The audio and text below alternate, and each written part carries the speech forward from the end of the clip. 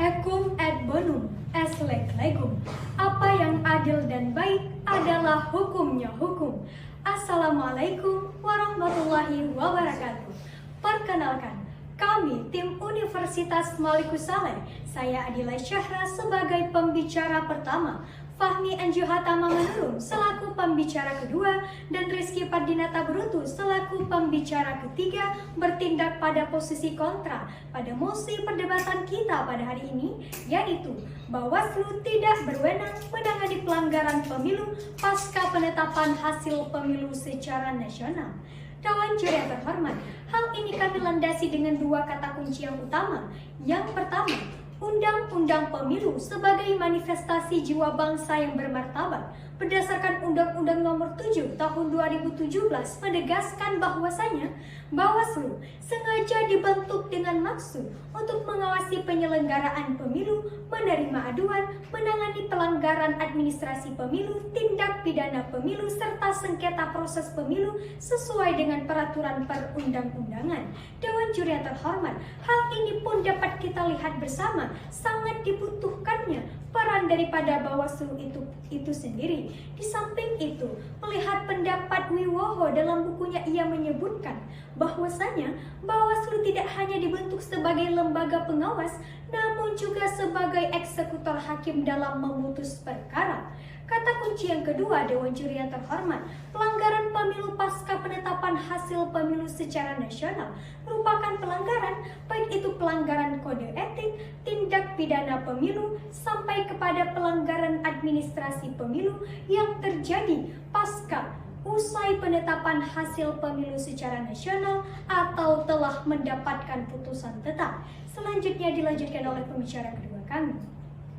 Dewan Juri yang kami hormati, di dalam Undang-Undang Nomor 7 Tahun 2017 tentang Pemilihan Umum, Bawaslu berwenang untuk menerima aduan dan menindaklanjuti berkaitan dengan dugaan adanya pelanggaran pemilihan umum. Maka dengan jelas kita dapat melihat bahwa Undang-Undang Pemilu itu sendiri menyebut bahwa Bawaslu berwenang untuk menangani pelanggaran pemilihan umum pasca penetapan hasil nasional. Maka Dewan Juri yang terhormat, jika kita mengamini mosi perdebatan kita pada hari ini bahwa Bawaslu berwenang menangani pelanggaran pemilu pasca penetapan hasil nasional, maka kita melanggar perintah undang-undang itu sendiri. Dan mengingat Dewan Juri yang terhormat, jika kita melihat fakta pada saat pemilu itu berlangsung, bahwa lembaga Bawaslu lah yang pada saat pemilu berlangsung hadir dan langsung menyaksikan proses saat pemilihan umum itu berlangsung. Dan Dewan Juri yang terhormat melihat dan mengutip data yang dihimpun dari Bawaslu per tanggal 10